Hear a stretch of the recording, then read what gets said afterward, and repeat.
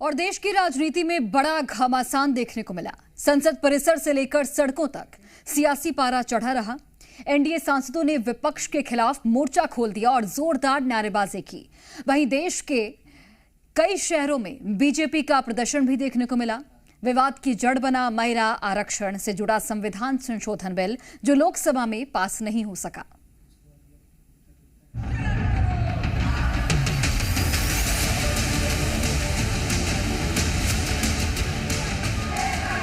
संसद परिसर में हलचल तेज रही। एनडीए के सांसद हाथों में तख्तियां लेकर विपक्ष के खिलाफ प्रदर्शन करते नजर आए।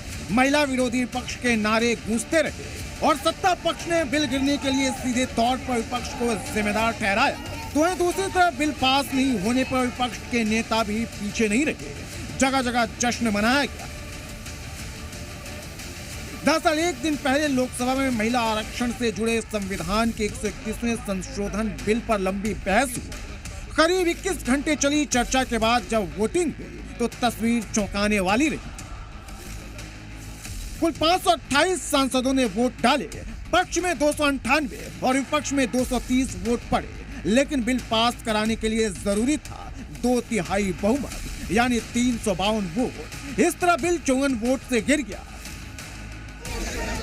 इसके बाद सत्ता पक्ष ने विपक्ष के खिलाफ मोर्चा खोल दिया और विधेयक पास नहीं होने के लिए इंडिया गठबंधन को जिम्मेदार ठहराया। संसद के बाहर ही नहीं बल्कि देश के अलग अलग शहरों में भी बीजेपी कार्यकर्ताओं ने प्रदर्शन किया। जगह जगह रैलियां निकाली गई और विपक्ष पर महिला विरोधी होने के आरोप लगाए गए। यही नहीं, बीजेपी ने नेता प्रतिपक्ष राहुल गांधी का पोस्टर भी जारी किया, जिसमें वांटेड लिखा गया। वहीं विपक्ष ने भी पलटवार किया। कांग्रेस सांसद प्रियंका गांधी ने आरोप लगाया कि मोदी सरकार इस बिल की आड़ में परिसीमन का एजेंडा आगे बढ़ाना चाहती है।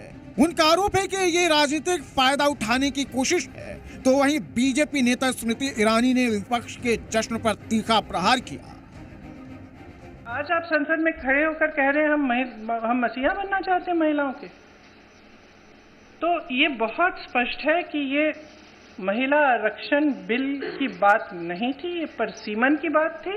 और परसीमन इनको इस आधार पर करना था जिसमें इन्हें जाति के आंकड़े नहीं देखने की जरूरत होती और अपनी मनमानी करने की पूरी स्वतंत्रता मिलती। तो ये बिल्कुल मुमकिन ही नहीं था कि विपक्ष उनका साथ दे। कांग्रेस पार्टी इठिलाई, मुस्कुराई, उसने मेज थपथपाई।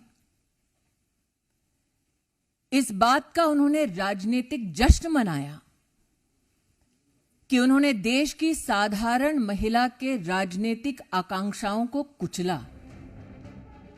एक तरफ सत्ता पक्ष विपक्ष को महिलाओं के अधिकारों के खिलाफ बता रहा है, तो दूसरी तरफ विपक्ष सरकार की मंशा पर सवाल उठा रहा है। यानी महिला आरक्षण का मुद्दा अब सियासी टकराव का नया केंद्र बन गया है।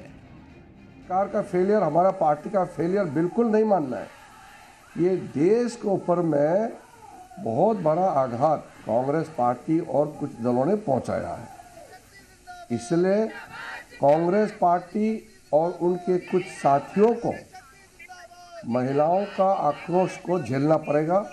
कांग्रेस पार्टी के ऊपर भी यह काला दाग, महिला विरोधी का जो दाग चिपक गया है, ये कभी खत्म होने वाला नहीं है। महिला आरक्षण बिल भले ही लोकसभा में पास नहीं हो पाया, लेकिन इस मुद्दे पर सियासी जंग और तेज हो गई है। आने वाले दिनों में ये टकराव और बढ़ने के आसार हैं, क्योंकि बीजेपी ने विपक्ष के खिलाफ व्यापक आंदोलन का प्लान किया है। तो वहीं विपक्ष भी अपनी सफाई देने के लिए बयान दे रहा है। ब्यूरो रिपोर्ट, जी मीडिया।